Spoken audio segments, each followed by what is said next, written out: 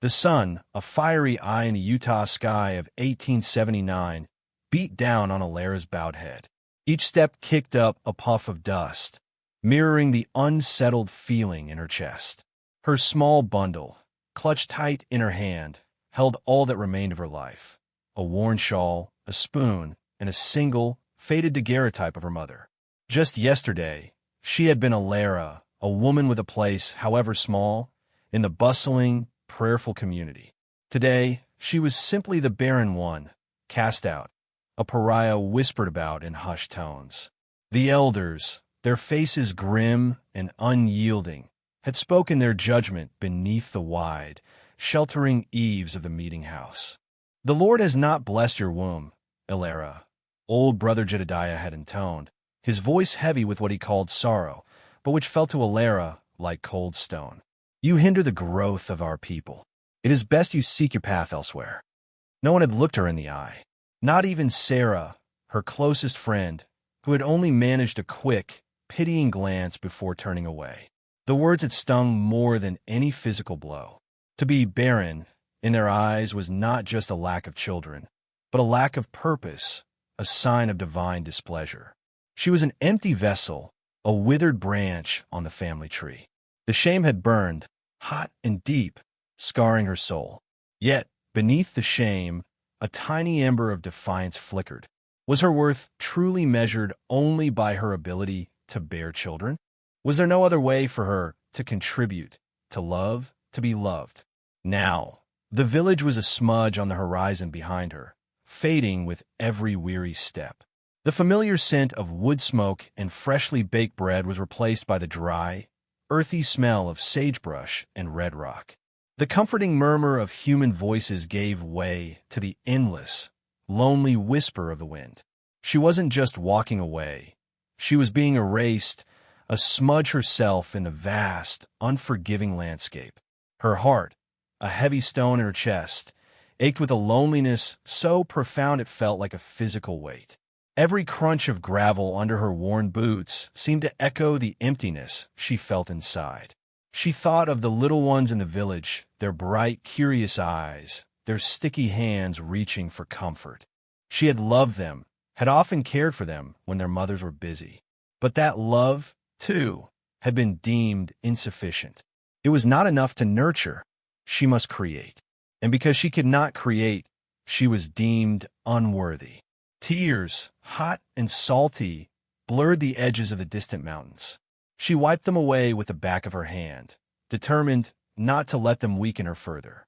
She had no destination, no plan, only a vague, desperate hope that somewhere beyond this lonely road there might be a place where she could simply be, a place where her worth was not defined by what she lacked, but by who she was. The sun dipped lower, painting the sky in fiery hues. But Alara felt only the encroaching chill of the coming night, a coldness that seeped not just in her bones, but into the deepest corners of her abandoned spirit.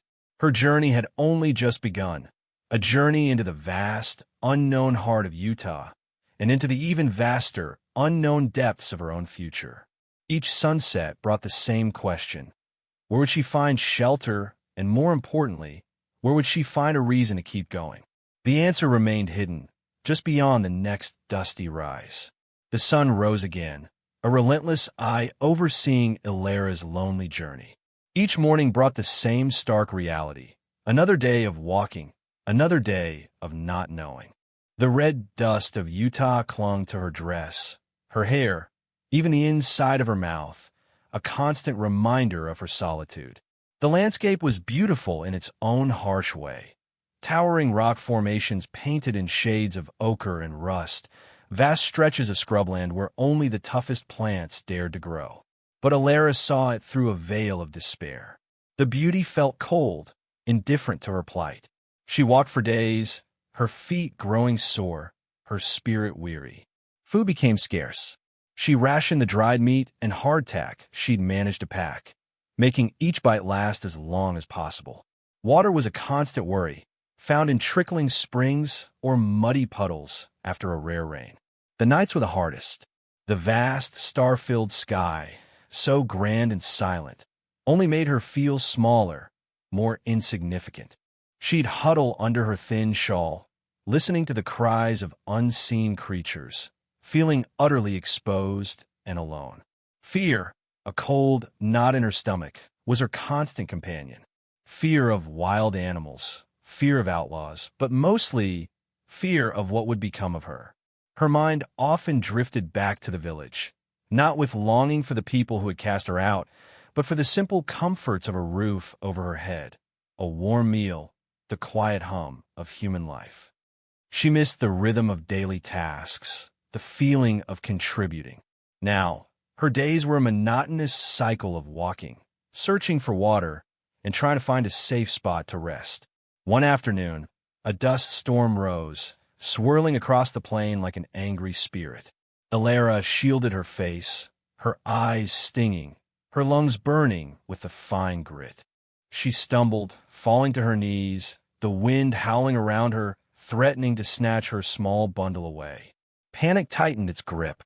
She was utterly helpless against the power of nature, just as she had been helpless against the judgment of her community. When the storm finally passed, leaving a thick blanket of red powder over everything, Alara felt a profound exhaustion settle deep within her bones. She lay there for a long time, too weary to move, her eyes fixed on the empty horizon. She tried to remember the faces of her family, her parents, long gone. Their images were faint, like old photographs fading in the sun. She had no one left, no one to turn to, no one to mourn her if she simply laid down and gave up. But even in her deepest despair, that tiny ember of defiance still flickered, a stubborn refusal to surrender. She had been cast out, but she was not broken. Not yet. Rising slowly, her muscles protesting, she looked around. The landscape seemed even more desolate after the storm. There was no sign of human habitation, no smoke plume, no distant fence line. Just endless, quiet land. She had no map, no compass, only a vague sense of direction, guided by the sun's path.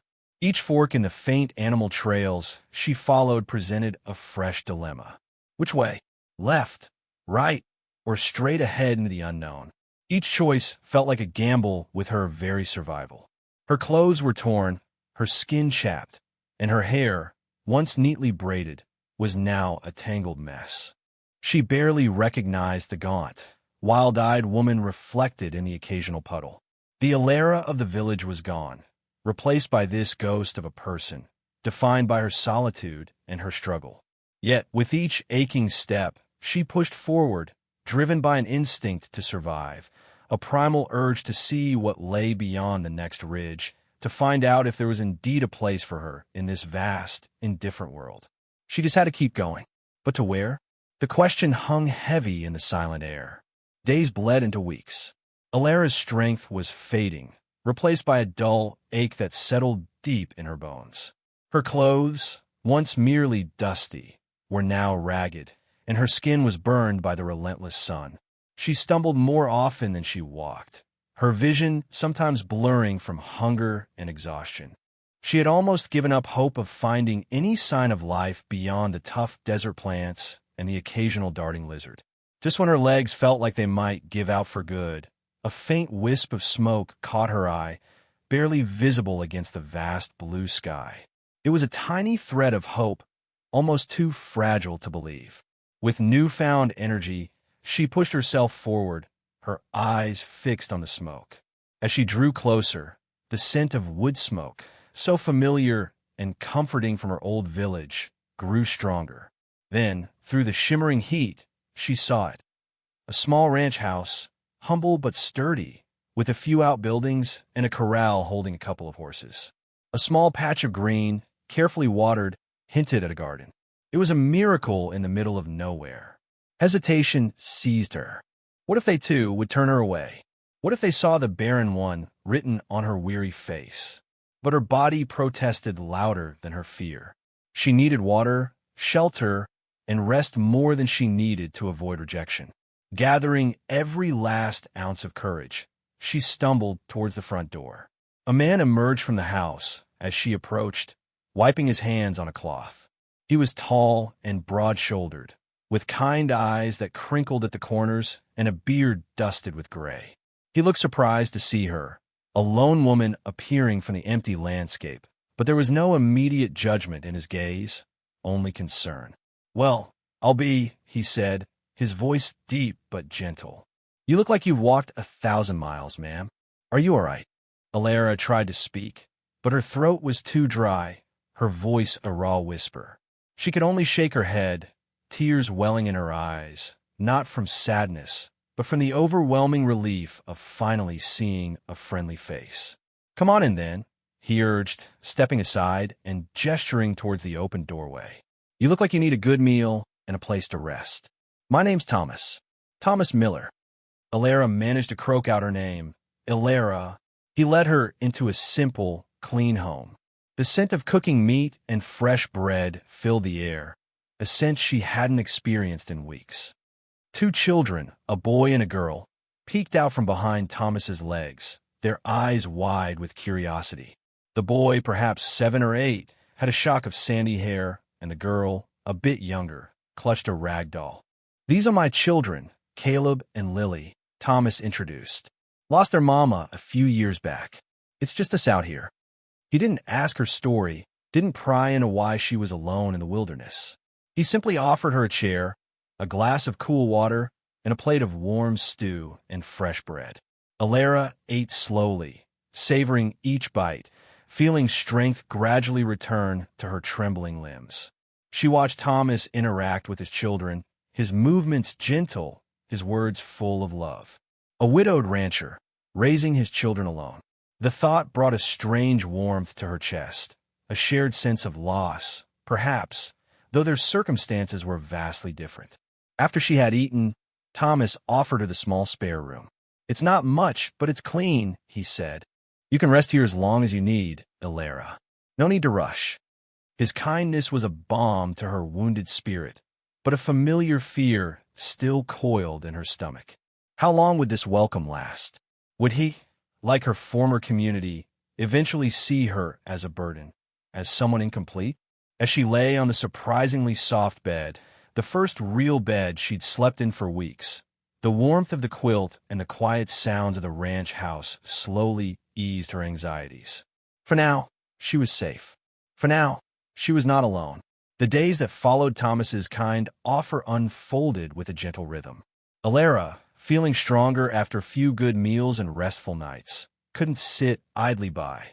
She woke early, eager to help, a deep need to prove her worth stirring within her. She started with small tasks, sweeping the dust from the floors, tidying the simple furnishings, and washing the dishes. Thomas, busy with the ranch work, nodded his thanks, his quiet appreciation a balm to her anxious spirit. Soon, her help grew. She mended torn clothes, her nimble fingers accustomed to needlework from her previous life. She helped prepare meals, her knowledge of herbs and simple cooking turning Thomas's plain fare into something more flavorful. The children, Caleb and Lily, at first shy, began to watch her with open curiosity. Lily, the younger, would often bring her rag doll, sitting quietly by Alara's side as she worked, sometimes offering a small, sweet smile. Caleb, a little bolder, would ask questions about her travels, his eyes wide with adventure, though Alara kept her answers vague, unwilling to share the painful truth of her exile. As the weeks passed, Alara found a quiet joy in caring for the home. The small garden, which Thomas had struggled to maintain amidst his other duties, began to thrive under her attentive hand. She knew the names of the plants, the best ways to coax life from the dry earth. The ranch house, once functional and a little stark, began to feel warmer, more lived in, filled with the scent of baking bread and the soft hum of Alara's presence. Yet, despite the growing comfort, a persistent fear gnawed at her. Every kind word from Thomas, every grateful look from the children, was shadowed by the memory of her village. She remembered how quickly their kindness had turned to judgment, how easily her perceived flaw had outweighed all her contributions. She was constantly alert for any sign of weariness in Thomas's eyes, any hint of impatience from the children. She kept her conversations light, never speaking of her past, fearing that if the truth of her barrenness came out, this fragile peace would shatter. She would often catch herself watching Thomas, trying to read his thoughts. He was a good man, steady and hard-working, clearly devoted to his children. But he was also a man who needed a partner, a mother for his little ones. What would he think when he realized she couldn't fulfill that most fundamental role? She imagined the words, echoing those of the elders, though perhaps gentler, softer. "You are a good woman, Alara, but—" The unspoken continuation hung in the air of her imagination, chilling her. One evening, as she sat mending Caleb's shirt by the flickering lamplight, Thomas spoke, his voice quiet. "You've been a blessing, Alara. This place, it hasn't felt so much like a home since my wife passed." Alara's heart pounded. This was it, the prelude to her dismissal. She braced herself, her fingers tightening around the needle. "I'm glad to help, Thomas," she replied, her voice carefully neutral, hiding the tremor she felt inside. He simply nodded, his gaze distant, lost in thought. "It's hard, raising two young ones alone out here. They need a woman's touch." Her breath caught. He didn't say a mother, but the implication was clear. She was a temporary comfort, a stand-in, but not a permanent solution. The wound from her past began to throb anew. She was useful, yes, but could she ever truly belong? Could she ever be enough?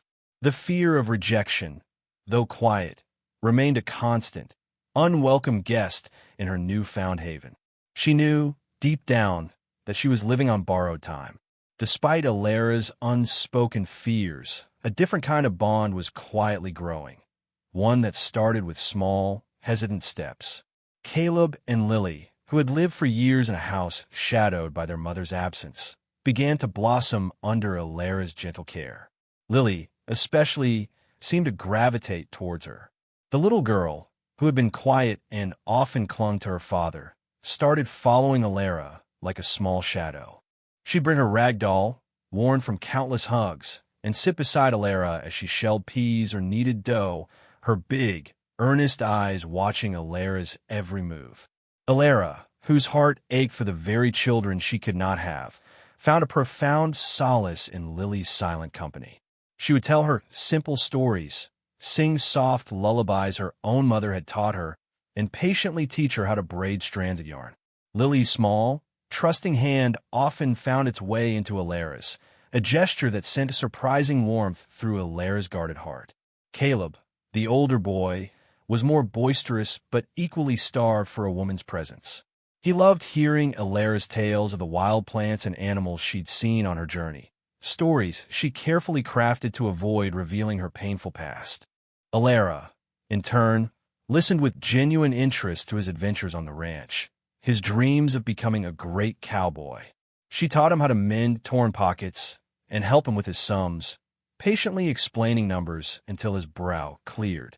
She even showed him how to whistle a tune, something his father had never quite mastered. The ranch house began to echo with laughter again, a sound that had been rare since Thomas's wife had passed. Alara found herself smiling more often, a genuine, unforced smile that reached her eyes. She organized games for the children, turning simple chores into playful challenges. She taught them how to identify different bird calls and how to spot a rabbit's burrow. She helped Lily press wildflowers between the pages of an old book and encouraged Caleb's drawings of horses and cattle. One evening, as Alara was tucking Lily into bed, the little girl wrapped her arms tightly around Alara's neck. "I love you, Alara," she whispered, her voice soft and sleepy. "You make our home happy again." Alara's breath caught. The words were a fragile, precious gift, a balm to the deep wound of her past. She hugged Lily back, a wave of emotion washing over her. This was a different kind of love than she had ever known, a love born not of blood, but of shared moments, of care freely given and openly received. It was a love that didn't demand, didn't judge, but simply embraced. Thomas, observing these interactions from a distance, saw the profound change in his children. Their faces, once often serious or simply quiet, now glowed with a newfound joy. They chattered excitedly about Alara's stories, proudly showed him the things she had taught them, and ran to greet her with hugs when she returned from gathering eggs. He saw the way Alara listened to them, truly listened, with a patience and warmth he hadn't realized they were missing so deeply.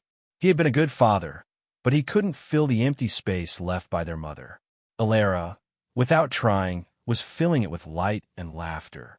He watched her one afternoon as she sat on the porch, teaching Lily how to embroider a simple flower onto a scrap of cloth. Caleb perched nearby, drawing in the dust with a stick, occasionally looking up to listen.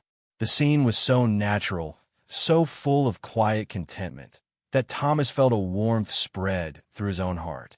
He hadn't realized how much he, too, had been longing for this feeling, this sense of a complete and happy home. The children didn't just see her as a helper. They saw her as a cherished part of their lives. And, increasingly, so did he. The ranch had settled into a comfortable routine, one that felt surprisingly natural to Alara. Yet, the old worry still lingered, a quiet hum beneath the surface of her new life. She often wondered how long this fragile happiness could last, how long before Thomas, or even the children, would realize she couldn't give them everything a family was supposed to have. One dusty afternoon, Thomas was sitting on the porch, mending a bridle, the scent of leather strong in the air. Caleb was diligently polishing his father's boots nearby, while Lily sat on the steps, carefully braiding Alara's hair, her small fingers surprisingly deft. Alara was inside, humming a tune as she prepared supper, the comforting clatter of pots and pans a familiar sound. Suddenly, Lily piped up, her voice clear and earnest. "Papa." Thomas looked up from his work, a gentle smile on his face. "Yes, little sprout. Can Alara stay with us forever?" Lily asked, her big eyes fixed on her father. Thomas paused, the bridle dropping slightly from his hands. He glanced towards the open doorway, where Alara had just been. "She's welcome to stay as long as she needs, sweet pea. You know that." Caleb, emboldened by his sister's question, spoke up too, his voice a little more urgent. "But we mean forever, forever, Papa, like Mama did. Can she be our Mama?" The question hung in the air, sudden and weighty. Thomas looked from Caleb's hopeful face to Lily's pleading eyes. He hadn't expected this, not so directly. He had been feeling a growing fondness for Alara, a quiet appreciation that had blossomed into something deeper. He had noticed the way she laughed, the way her eyes lit up when she told the children's story, the way she made his simple house feel like a home again. He admired her quiet strength, her gentle spirit. But the idea of marriage, of asking her to truly join his family, was a big step. Lily, seeing her father's thoughtful silence, pressed on. "She makes the best bread, Papa, and she sings pretty songs, and she knows how to fix my doll's arm when it breaks." Caleb nodded vigorously. "And she helps me with my numbers, and she doesn't mind when I get dirt on my pants. She just says, that's part of being a boy, Caleb." He mimicked Alara's gentle tone, a wide grin on his face. "Please, Papa, we want her to be our Mama." Thomas looked at his children, their faces alight with a hope that mirrored his own unspoken desires. He saw the love they had for Alara, a pure and uncomplicated affection. He realized that Alara had, without even trying, woven herself into the very fabric of their lives, filling a void he hadn't fully understood until now. His children had chosen her, with the innocent wisdom of young hearts. He set the bridle down completely, his gaze softening as he looked at his children. "You really want Alara to be your Mama?" he asked, his voice low, testing the words. "Yes," they both exclaimed, their eyes shining. Lily even clapped her hands. A slow smile spread across Thomas's face. He knew his own feelings for Alara were growing stronger, deeper than mere gratitude. He had seen her kindness, her patience, her quiet strength. He had seen how she brought light back into his children's lives and into his own. He also knew of the unspoken sadness in her eyes, the careful way she held herself, as if ready to flee. He suspected she carried a heavy burden, a past she dared not speak of. But his children's pure request, their heartfelt plea, cut through all those doubts. It was a clear sign, a path forward. He ruffled Caleb's hair, then gave Lily a loving squeeze. "All right, he said, his voice filled with a warmth that reached his eyes. "All right, my dears. I'll ask her." The children cheered, jumping up and down with excitement, their joy infectious. Thomas watched them, a profound sense of hope bubbling up within him. He looked towards the house, a new resolve settling in his heart. It was time to speak to Alara, not just as a helper, but as a woman he hoped would become his wife and their mother. After the children's heartfelt plea, Thomas found Alara in the kitchen, kneading dough with practiced hands, a soft hum on her lips. The aroma of yeast and flour filled the air, a scent that now felt like home.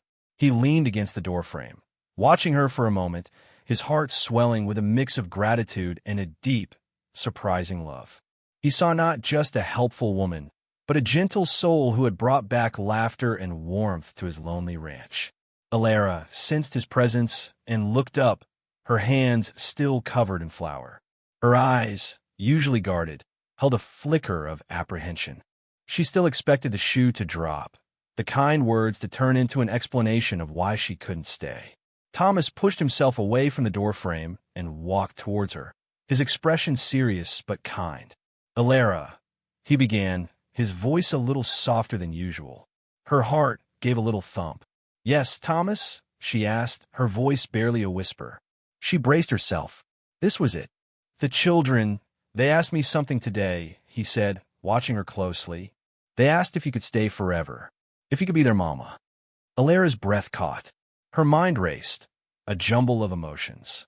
Joy, disbelief, and then the old familiar shame. How could she be a mother when she was barren? Would he understand? Would he still want her once he knew? Thomas saw the flicker of pain in her eyes, the way her shoulders tensed. He stepped closer, his voice gentle. "And it made me realize something, Alara. Watching them with you, seeing the joy you've brought back into this house, into their lives and mine. I've realized I love you, Alara." The words hung in the air, unexpected and profound. Alara stared at him, her eyes wide. Love? No one had spoken that word to her in so long. Not like this. Not since her world had crumbled. "I know it might seem sudden," Thomas continued, stepping even closer, his gaze steady and earnest. "But you filled a space here, Alara, that I didn't even know was so empty. You are kind and strong, and you make this house a home. My children adore you, and I've grown to cherish you deeply." He reached out, taking one of her flour-dusted hands in his. "I don't just want you to stay as a helper, Alara. I want you to stay as my wife, as their mother. Will you marry me?" Alara felt a wave of warmth wash over her, battling with the cold grip of her past. She looked at his kind face, at his steady, hopeful eyes. This wasn't a demand, not a judgment. It was an offer, a true invitation. But she couldn't accept without telling him. She couldn't build a new life on a secret. "Thomas," she began, her voice trembling. "There's something you must know. My old village, they cast me out because I cannot have children. I am barren." The last word was a painful whisper, an echo of the judgment that had driven her away. She waited, her heart pounding, for the light in his eyes to dim, for the kindness to turn to disappointment. Thomas listened, his grip on her hand gentle but firm. When she finished, he didn't pull away. Instead, he looked at her with even deeper understanding. "Alara," he said softly, "my children already have you. You comfort them, you teach them, you love them. You are already their mother in every way that matters to them and to me. We have Caleb and Lily. Our home is full of love. Because of you." He squeezed her hand. "My only wish is for you to be happy, Alara, and to have a true home, a place where you belong. With us." Tears, warm and cleansing, finally spilled down Alara's cheeks. Not tears of sorrow, but of overwhelming relief and a profound, aching joy. He understood. He didn't care. His love, and the children's love, was unconditional. This wasn't just shelter, it was a sanctuary. It was a true home, offered with open hearts. "Yes, Thomas," she whispered, her voice choked with emotion, but firm with conviction. "Yes, I will marry you." A wide, genuine smile broke across Thomas's face, and he gently pulled her into a warm embrace, flower and all. Outside, the children, who had been peeking through the window, burst into quiet cheers, their faces alight with pure, unadulterated happiness. Alara, held tight in Thomas's arms, felt the last vestiges of her exile finally melt away, replaced by the boundless warmth of belonging. The wedding was a simple affair, held under the vast blue Utah sky. A traveling preacher, passing through on his circuit, performed the ceremony. Caleb stood proudly beside Thomas, his small chest puffed out, while Lily, dressed in her best calico, held Alara's hand, her smile as bright as the morning sun. There were no grand guests, no elaborate feast, just the four of them, bound together by a love born of kindness, shared needs, and the innocent wisdom of children. As Thomas placed a simple silver band on Alara's finger, she looked into his eyes, seeing not just love, but a deep understanding. His acceptance of her, flaws and all, was a gift beyond measure. The word Barren, which had once been a brand of shame, now held no power. In this new family, her worth was measured not by what she could produce, but by the love she gave and received. Life on the ranch continued its rhythm, but everything felt different, brighter. Alara was no longer a temporary helper, but the heart of the home. She cooked, cleaned, tended the garden, and most importantly, loved. She taught Lily how to make corn husk dolls and read stories from a tattered old book Thomas owned. She helped Caleb with his chores, teaching him how to tie knots and care for the smaller animals, listening patiently to his dreams of riding the range. The children called her Mama, a word that once brought a pang of sadness, now filled her with profound joy. Her fear of rejection, that constant shadow from her past, slowly faded. Thomas's love was steady and unwavering, a strong oak against any storm. He listened to her, valued her opinions, and shared the burdens and joys of ranch life. They built fences together, planted new crops, and watched the sunsets from their porch, their hands often finding each other. She found comfort in his quiet presence, a sense of peace she hadn't known was possible. One evening, as they sat by the fire, the children asleep in their beds, Alara looked at Thomas. "Thank you," she said, her voice soft, "for giving me a home, for giving me a family." He smiled, reaching for her hand. "You gave us a home, Alara. Before you came, this was just a house. You brought the warmth back." He paused, his gaze thoughtful. "And you are a mother, Alara. Look at them. Look at us. You fill our lives with more than enough." His words, simple and true, resonated deep within her. The exile, the lonely wanderings, the pain of being cast out, it all seemed a distant dream. She was no longer the barren one, but Alara, wife, mother, cherished member of a loving family. She had been chosen, not for what she could create with her body, but for what she could create with her heart. The ranch, once a place of desperate refuge, had become her haven, her sanctuary. The dusty land that had once witnessed her despair now cradled her joy. Her journey had started in loneliness and fear, but it had led her to a love born of shared needs, of open hearts, and the enduring power of chosen family. She had found belonging, not where she expected it, but where she was most truly needed, turning a sad past into a happy future, rich with love. The Utah sun, which had once felt so indifferent, now shone down on Alara's life, warm and welcoming, illuminating her path in her true home.